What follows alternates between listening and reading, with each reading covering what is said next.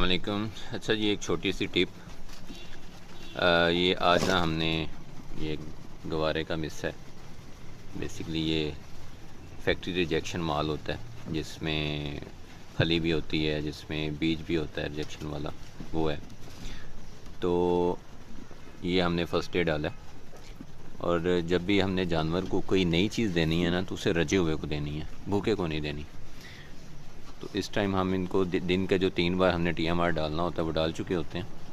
तो इस टाइम हमने, और देनी भी थोड़ी मिकदार में है, यानी इतने जानवरों को आपको शायद नज़र आ रहा होगा कि बिल्कुल मुनासिब सी थोड़ी सी मिकदार है, 5 किलो होगा शायद। तो इस तरह से आपने देना है, तो आपको जानवर में कभी प्रॉब्लम नहीं आएगा इंशाल्लाह। और जानवर आपका रगबत से खाएगा भी उस चीज़ को ना। आहिस्ता आहिस्ता हमने बढ़ाना है। अगर आपको उसका कोई फ़ायदा नज़र आ रहा है, आपको सूट कर रहा है, तो उसको आहिस्ता आहिस्ता से बढ़ाना है।